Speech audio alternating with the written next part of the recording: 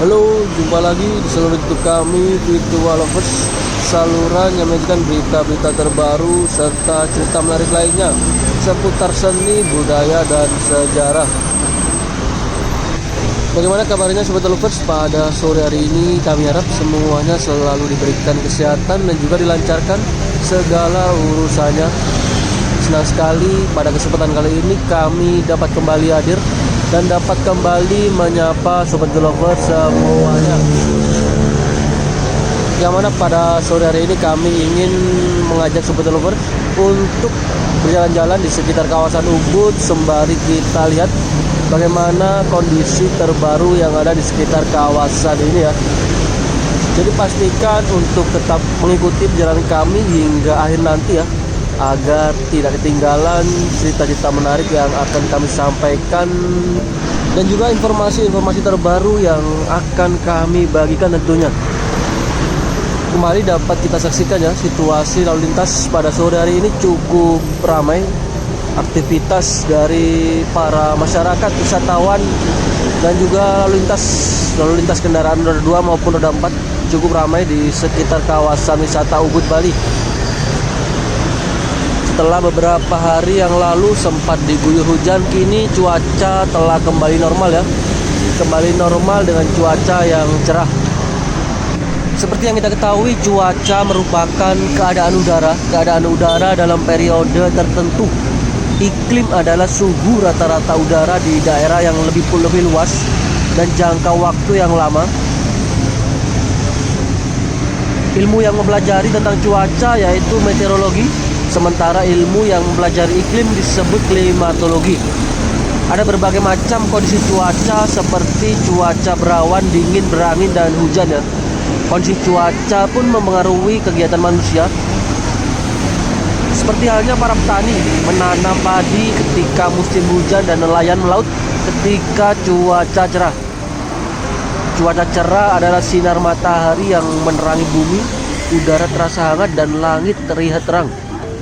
Cuaca cerah berbeda dengan cuaca panas karena sinar matahari menyengat kulit. Selain itu, awan terlihat lebih tipis sehingga tidak menunjukkan tanda-tanda akan turun hujan.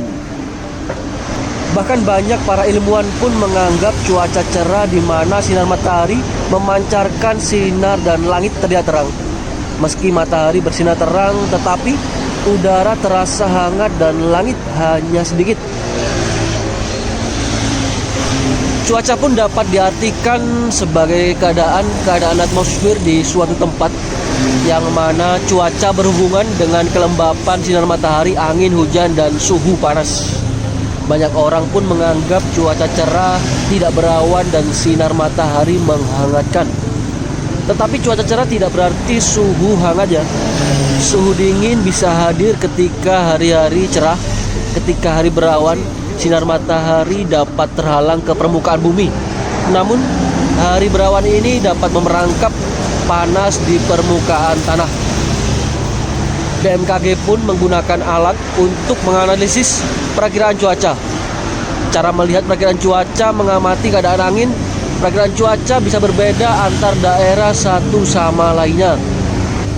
Baik, kembali dapat kita saksikan aktivitas dari para wisatawan ya, yang berjalan kaki di sekitar kawasan wisata Ubud Bali.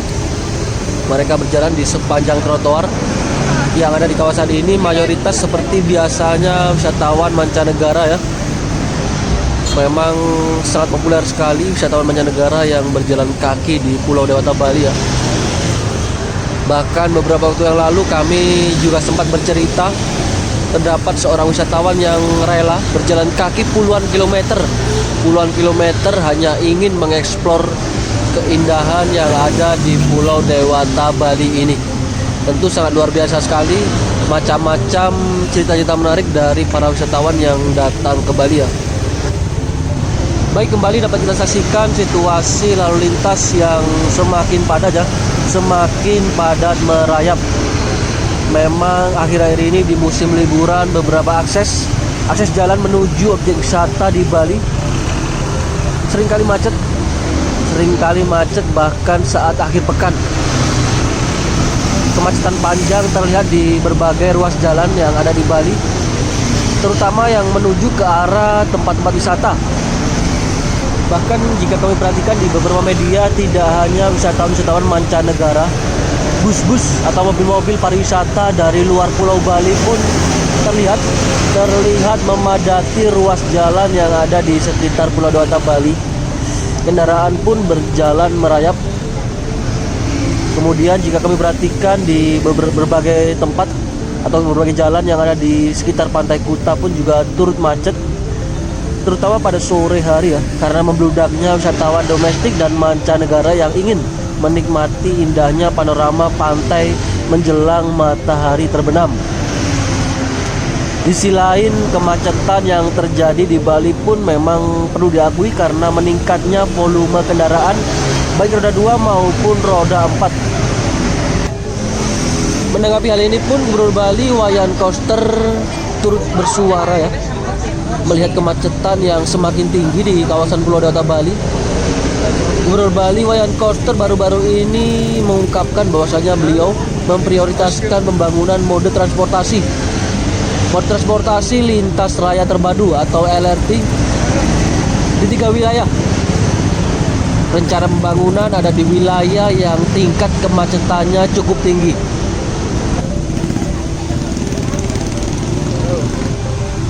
Menurut Gubernur Bali Wayan Koster, lokasi pertama yang diprioritaskan dibangun LRT adalah dari Bandara I Gusti Ngurah Rai hingga kawasan serta Pantai Kuta dan Seminyak.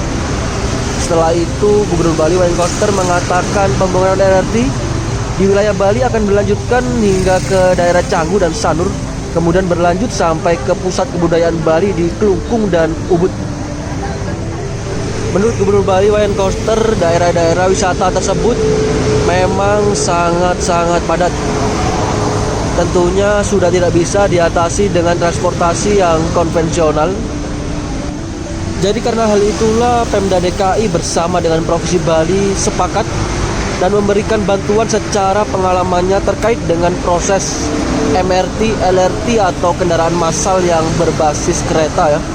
Kurang lebih seperti itu informasi terbaru yang kami dapatkan terkait solusi menghadapi kemacetan yang ada di Bali. Semakin hari semakin padat. Pemprov DKI pun mengatakan kerjasama tersebut dilakukan sebagai bentuk sinergi pengembangan potensi daerah dalam penyelenggaraan pembangunan pemerintah daerah. Pemprov DKI menjelaskan kerjasama dilakukan untuk kelancaran optimalisasi penyelenggaraan pemerintah dan peningkatan pelayanan kepada masyarakat yang akan menjadi bagian dalam membangun karya untuk Nusantara. Adapun diantaranya ruang lingkup kerjasama yang akan ditindaklanjuti antara lain yang pertama seperti pengembangan dan promosi kebudayaan, pariwisata dan ekonomi kreatif. Lalu ada juga penyelenggaraan ketahanan pangan. Lalu yang terakhir ada peningkatan kapasitas sumber daya manusia, termasuk pengembangan badan usaha milik daerah dan pengembangan transportasi publik. Kurang lebih seperti itu ungkapan yang disampaikan oleh Pemprov DKI terkait kerjasamanya dengan Pemprov Bali ya, menyikapi wacana Gubernur Bali Wayan Koster yang akan membangun LRT di kawasan-kawasan yang dibilang macet hampir setiap hari, bahkan di musim-musim liburan. Baik, kembali dapat kita saksikan ramainya suasana sore di sekitar kawasan wisata Ubud Bali, dan terima kasih Anda masih tetap setia bersama kami hingga sejauh ini. Tak lupa juga kami ucapkan terima kasih bagi yang baru saja bergabung, dan kami ucapkan banyak-banyak terima kasih bagi yang sudah setia menyimak video kami dari awal tadi hingga kini ya. Semoga apa yang kami tayangkan dan juga apa yang kami sampaikan dapat memberi manfaat serta memberikan hiburan bagi sobat video lover semuanya. Kembali dapat kami informasikan bahwasanya hari ini kami berada di kawasan wisata Ubud Bali sambil berjalan-jalan melihat perkembangan terbaru serta memberikan informasi-informasi terbaru yang ada di sekitar Pulau Dewata Bali, meliputi dari pembangunan LRT yang diwacanakan oleh Gubernur Koster baru-baru ini ya, yang bekerja sama dengan Pemprov DKI. Melalui kesepakatan bersama tersebut diharapkan kemitraan antara Pemprov DKI dan Pemprov Bali dapat memberikan harapan positif dan mendorong kinerja perangkat daerah dalam menjalankan tugasnya guna mencapai tujuan bersama, yakni kesejahteraan pembangunan serta layanan publik yang merata dan berkualitas. Beberapa waktu yang lalu pun kami juga sempat menyinggung terkait adanya LRT atau MRT di Pulau Dewata Bali ya, di video-video kami sebelumnya. Sobat Kita Lovers yang mengikuti perjalanan kami dari awal pasti tahu, pasti mengikuti apa yang kami sampaikan ya, yang mana pernah kami singgung bahwasanya beberapa pihak turut memberikan tanggapannya terkait pembangunan LRT di Bali ya. Beberapa pihak menganggap bahwasanya pembangunan LRT memerlukan kajian yang panjang dan mendalam, terutama dari kelayakan finansial, ketersediaan lahan, pembiayaan, serta analisis dampak lingkungan, dampak lalu lintas, dan dampak-dampak lainnya. Potensi mangkrak juga disebutkan sebagai hambatan pembangunan LRT. Pasalnya, masa konstruksi LRT tidak sebentar dan biayanya juga bisa membengkak. Masa konstruksinya juga sangat panjang dan sering terkendala pembiayaan dan pengadaan lahan. Soal biaya sendiri dari hasil feasibility study dan analisis kelayakan proyek yang dilakukan Pemprov Bali dengan pihak Korea Selatan, LRT Bali disebut butuh biaya pembangunan mencapai sekitar 10 triliun. Ya, sementara itu Direktur Eksekutif Institut Studi Transportasi atau INSTRAN mengatakan urusan adat istiadat yang kental di Bali bisa menghambat pembangunan proyek. Nantinya pihak kontraktor ataupun operator harus pintar-pintar menyelesaikan masalah dengan kearifan lokal. Potensi problem hanya pada masalah adat istiadat setempat yang memang harus diselesaikan dengan kearifan lokal. Di sisi lain beliau mengatakan bahwasanya bila LRT benar-benar dibuat akan menjadi pekerjaan rumah yang cukup besar untuk mempromosikannya ya. Pasalnya masih banyak masyarakat yang lebih suka menggunakan kendaraan pribadi termasuk para wisatawan sekalipun. Jadi pastinya kebiasaan masyarakat kita yang memang lebih suka menggunakan kendaraan pribadi dibandingkan menggunakan angkutan umum dapat menjadi problem dalam promosi ya, dalam keberlancaran pembangunan LRT tersebut. Memang perlu diakui tak mudah mengubah, mengingat belum pernah ada terobosan pemerintah dalam mengubah budaya bertransportasi yang betul-betul berhasil. Sesederhana saja melihat jalanan ibu kota hingga kini masih dipadati kendaraan pribadi. Ketergantungan masyarakat terhadap kendaraan pribadi sangat tinggi. Pilihan menggunakan transportasi publik seringkali menjadi pilihan terakhir. Seperti halnya beberapa tahun lalu sempat dibangun LRT di Pulau Sumatera ya, yang mana diharapkan bahwa ada suatu perubahan lifestyle dari transportasi pribadi ke LRT. Namun sayangnya kami lihat di berbagai media sepinya tingkat utilitas moda transportasi kereta ringan cepat atau LRT di Pulau Sumatera menjadi sorotan publik belakangan ini ya. Dan memang kembali harus diakui tidak mudah untuk mengubah kebiasaan masyarakat dari yang sebelumnya menggunakan kendaraan pribadi beralih fungsi menuju ke kendaraan publik ya, transportasi publik. Untuk mengubah kebiasaan masih perlu waktu dan tentunya harus terus diusahakan jika memang LRT menjadi sebuah solusi pastinya. Bahkan beberapa waktu yang lalu kami pernah mendengar bahwasanya Presiden Joko Widodo pernah mengatakan, seingat kami beliau pernah mengatakan tidak mudah mengubah kebiasaan masyarakat yang biasa naik kendaraan pribadi beralih ke angkutan umum, transportasi umum.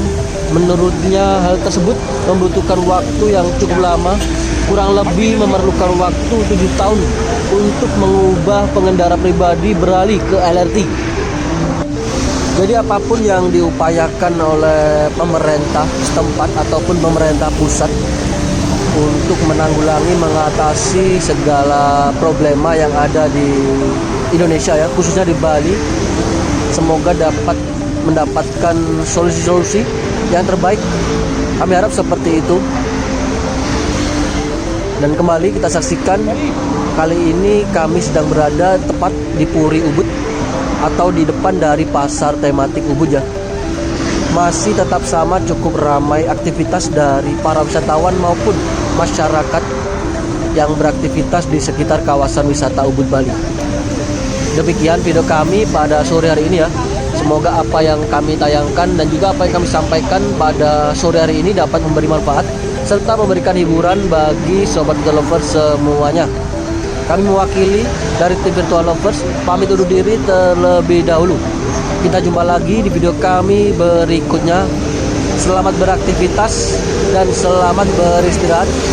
Terima kasih, sampai jumpa. Salam virtual lovers dari Bali.